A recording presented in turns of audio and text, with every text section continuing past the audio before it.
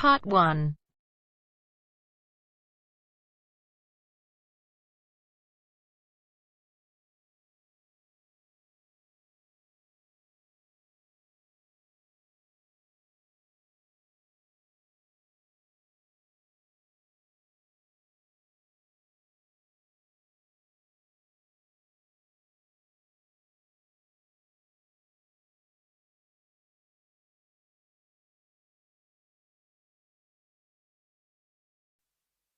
You will hear a number of different recordings, and you will have to answer questions on what you hear. There will be time for you to read the instructions and questions, and you will have a chance to check your work. All the recordings will be played once only. You will hear a telephone conversation between a travel company employee and a customer. First, you have some time to look at questions 1 to 5.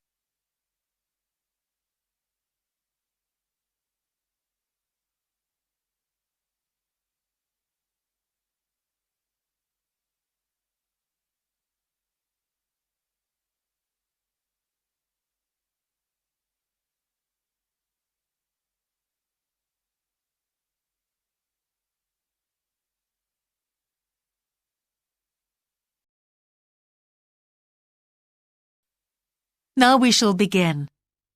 You should answer the questions as you listen, because you will not hear the recording a second time. Listen carefully and answer questions 1 to 5.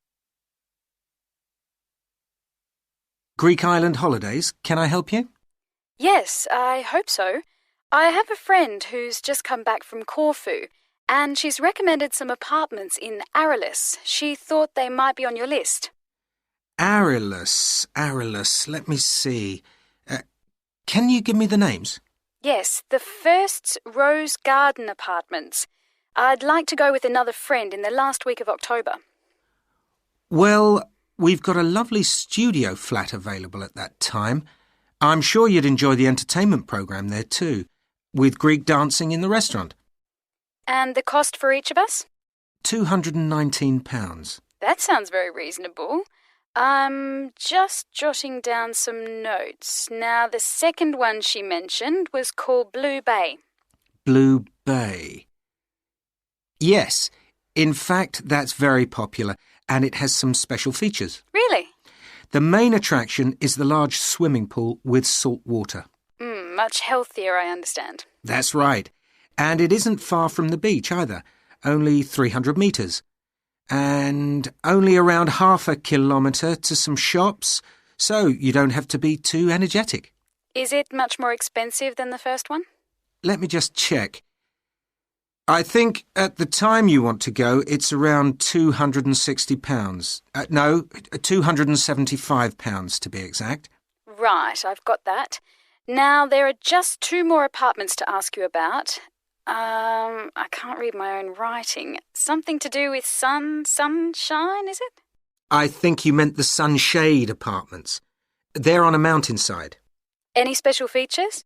Yes, each room has its own sun terrace, and there are shared barbecue facilities. Ooh, sounds lovely. Yes, it is rather well equipped. It also provides water sports. It has its own beach. There are facilities for water skiing.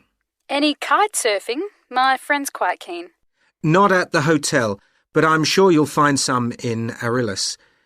There's also satellite TV in the apartments. And how much is that one? £490 with 2 sharing. You mean £245 each? I'm afraid not. Each person has to pay that amount, and there must be at least 2 in an apartment. Ooh, I don't think that would be within our budget, unfortunately. And the last one sounds a bit expensive too. The Grand? Actually, it's quite reasonable. It's an older style house with Greek paintings in every room and a balcony outside. Sounds nice. What are the views like? Well, there are forests all round and they hide a supermarket just down the road, so that's very useful for all your shopping needs. There's a disco in the area too. And the price? £319 at that time, But if you leave it till November, it goes down by 40%. Too late, I'm afraid. Well, why don't I send you a brochure with full details, Miss... Nash. But don't worry about that. I'm coming to Upminster soon, and I'll call and get one. I just wanted to get an idea first. Well, that's fine.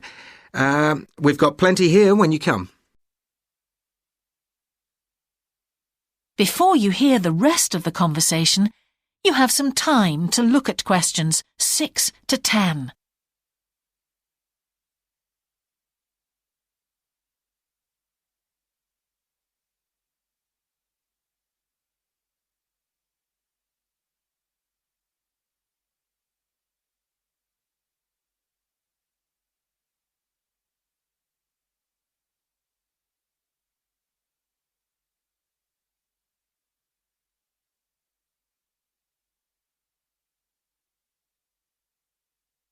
Now listen and answer questions 6 to 10.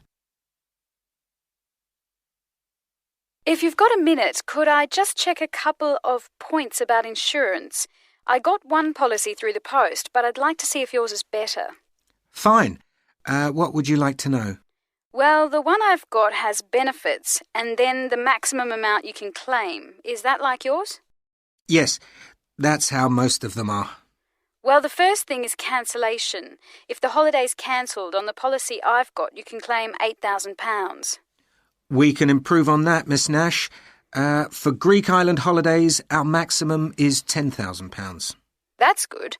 Of course, our holiday won't even cost £1,000 together. It's still sensible to have good cover. Now, if you go to hospital, we allow £600. Yes, mine's similar. And we also allow a relative to travel to your holiday resort? My policy just says their representative will help you. You can see there's another difference there. And what happens if you don't get on the plane? Nothing, as far as I can see on this form. Don't you have missed departure? No, I'll just jot that down. We pay up to £1,000 for that, depending on the reason. And we're particularly generous about loss of personal belongings, up to £3,000, but not more than £500 for a single item. Then I'd better not take my laptop. Not unless you insure it separately. OK, thanks very much for your time. You've really been helpful. Can I get back to you? Your name is... Ben Ludlow. That's Ludlow. I'm the assistant manager here. I'll give you my number. It's 081 260 543 216. But didn't I phone 081 260 567 294? That's what I've got on the paper. That's the main switchboard. I've given you my direct line. Right. Thank you very much for your time. That is the end of part 1. You now have half a minute to check your answers.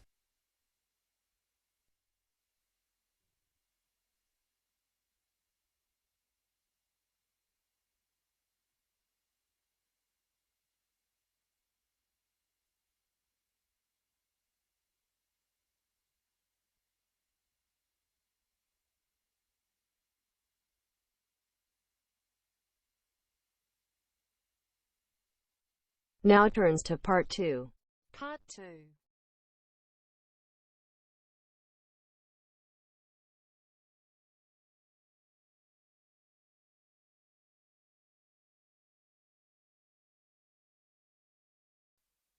You will hear a talk on local radio about a children's theme park. First, you have some time to look at questions 11 to 13.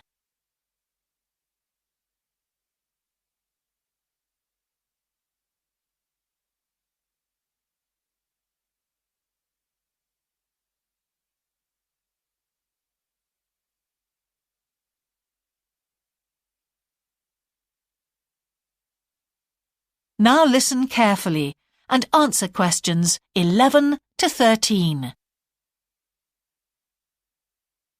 For the second in our series about locally run businesses, we meet Simon Winridge, co-founder of the hugely successful Winridge Forest Railway Park. Welcome, Simon. Now, perhaps you can begin by telling us a little bit about how it all started. Well, during the 1970s, my wife Liz and I had just acquired 80 acres of sheep farming land, and we decided to settle down and have children. Pretty soon we had a daughter, Sarah, and a son, Duncan. The place was wonderful for the kids. They particularly loved trains and gradually built up an enormous network of miniature railway track.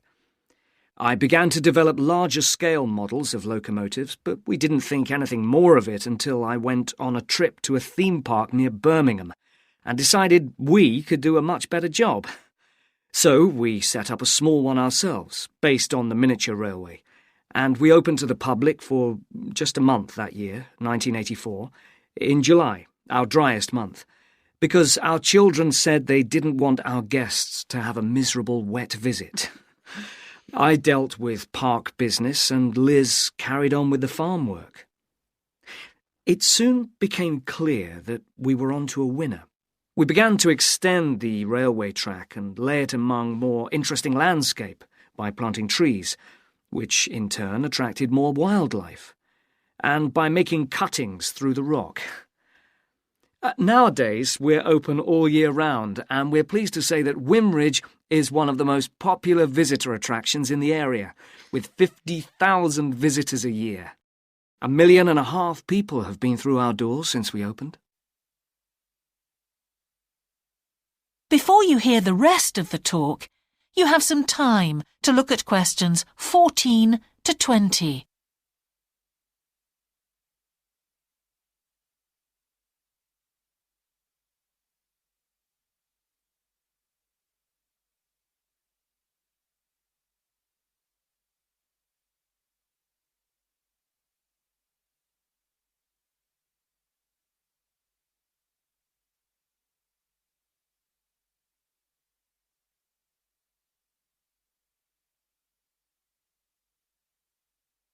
Now listen and answer questions 14 to 20.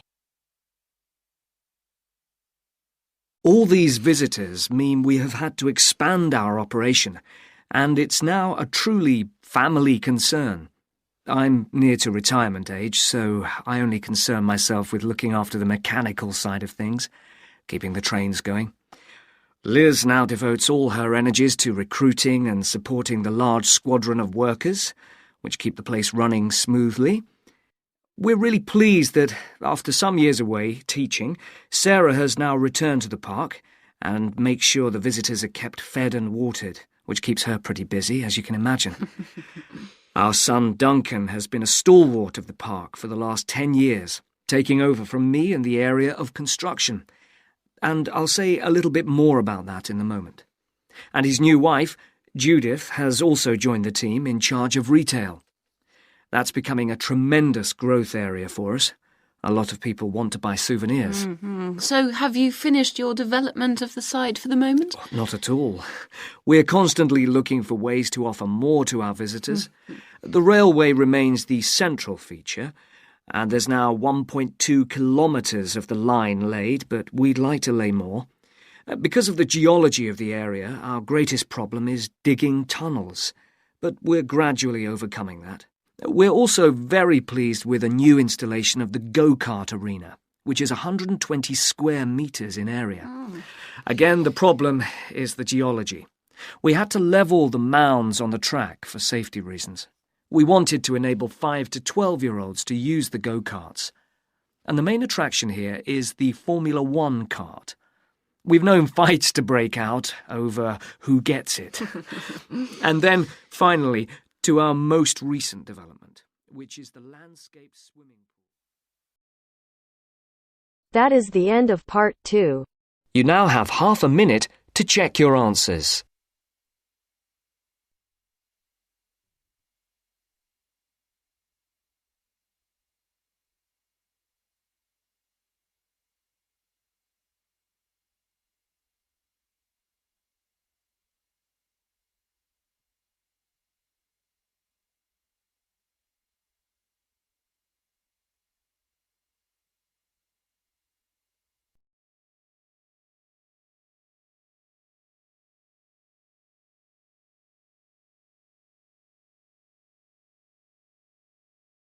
Now turns to part 3.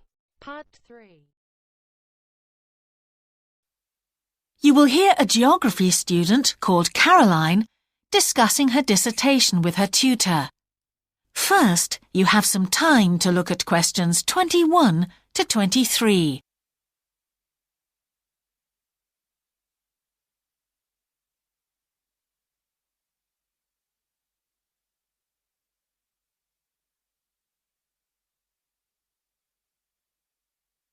Now listen carefully and answer questions 21 to 23. Ah, Caroline. Come on in, sit down.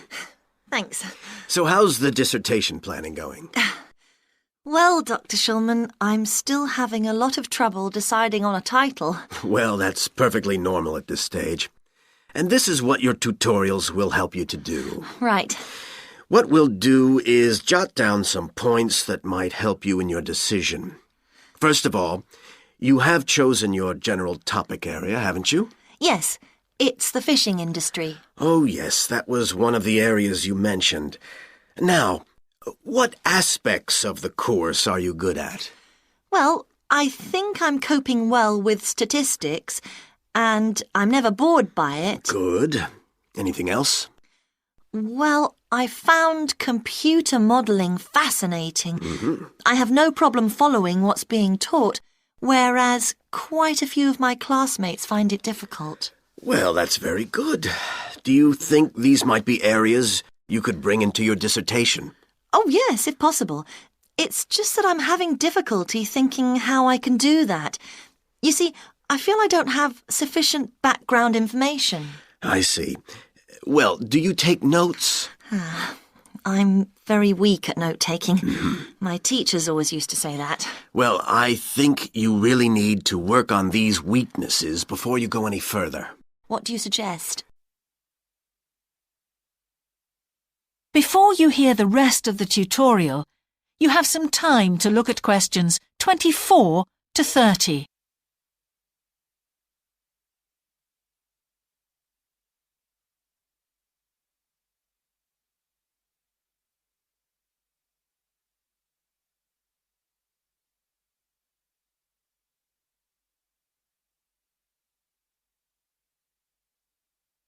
Now listen and answer questions 24 to 30.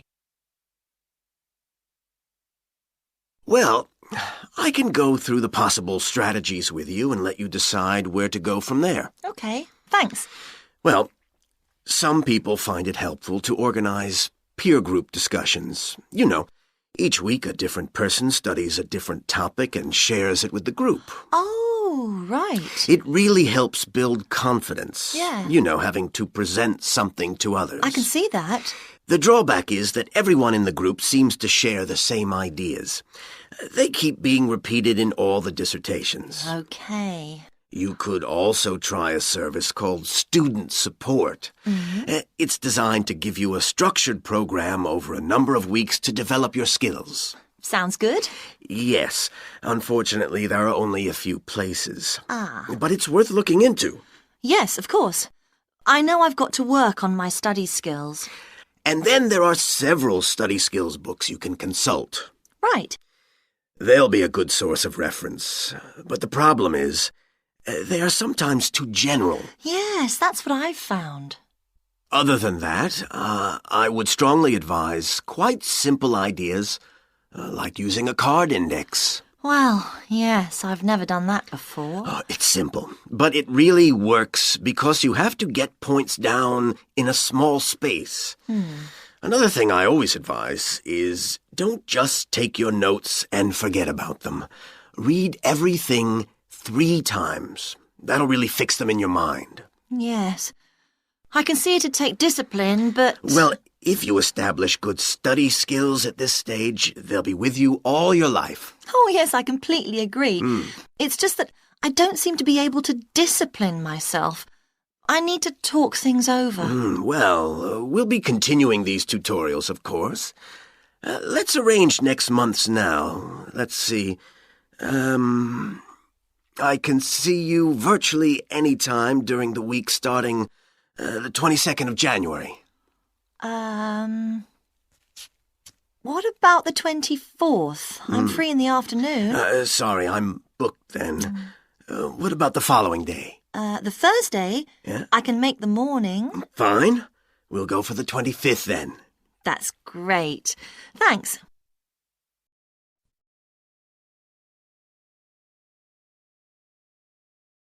That is the end of part 3. You now have half a minute to check your answers.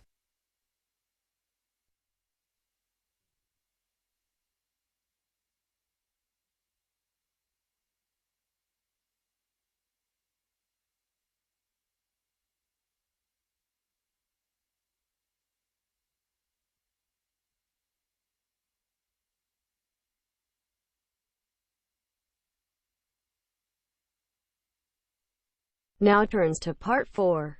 Part 4.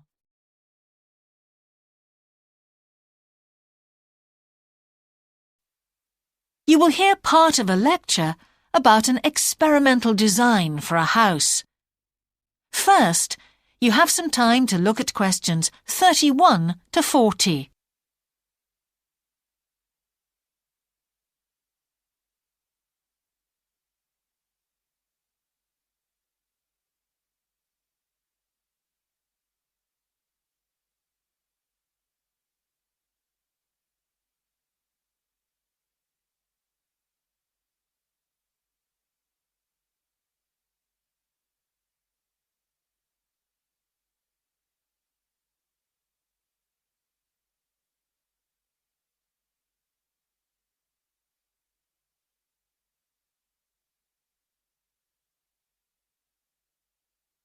Now listen carefully and answer questions 31 to 40. Good morning. In the last few lectures, I've been talking about the history of domestic building construction.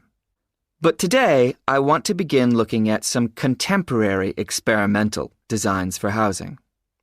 So, I'm going to start with a house which is constructed more or less under the ground. And one of the interesting things about this project is that the owners, both professionals but not architects, wanted to be closely involved, so they decided to manage the project themselves. Their chief aim was to create somewhere that was as environmentally friendly as possible. But at the same time, they wanted to live somewhere peaceful. They'd both grown up in a rural area and disliked urban life. So the first thing they did was to look for a site, and they found a disused stone quarry in a beautiful area. The price was relatively low, and they liked the idea of recycling the land, as it were. As it was, the quarry was an ugly blot on the landscape, and it wasn't productive any longer either. They consulted various architects and looked at a number of designs before finally deciding on one. As I've said, it was a design for a sort of underground house, and it was built into the earth itself, with 2 stories. The north, east, and west sides were set in the earth, and only the sloping south-facing side was exposed to the light. That was made of a double layer of very strong glass. There were also photovoltaic tiles fixed to the top and bottom of this sloping wall. These are tiles that are designed to store energy from the sun. And the walls had a layer of foam around them too to increase the insulation.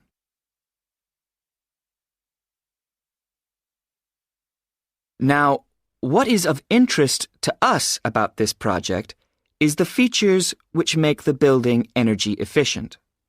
Sunlight floods in through the glass wall, and to maximize it, there are lots of mirrors and windows inside the house. That helps to spread the light around. So that's the first thing. Light is utilized as fully as possible. In addition, the special tiles on the outside convert energy from the sun and generate some of the house's electricity. In fact, and it is possible that in future the house may even generate an electricity surplus, and that the owners will be able to sell some to the national grid. As well as that, wherever possible, recycled materials have been used. For example, the floors are made of reclaimed wood, and the owners haven't bought a single item of new furniture. They just kept what they already had. And then there's the system for dealing with the waste produced in the house. This is dealt with organically. It's purified by being filtered through reed beds which have been planted for that purpose in the garden. So the occupants of the house won't pollute the land or use any damaging chemicals. It's true that the actual construction of the house was harmful to the environment, mainly because they had to use massive amounts of concrete, one of the biggest sources of carbon dioxide in manufacturing. And, as you know, this is very damaging to the environment. In total, the house construction has released 70 tons of carbon dioxide into the air. Now that's a frightening thought. However, once the initial debt has been cleared, and it's been calculated that this will only take 15 years, this underground house won't cost anything, environmentally I mean, because unlike ordinary houses, it is run in a way that is completely environmentally friendly. So, eco-housing like this is likely to become much more. That is the end of part 4. You now have half a minute to check your answers.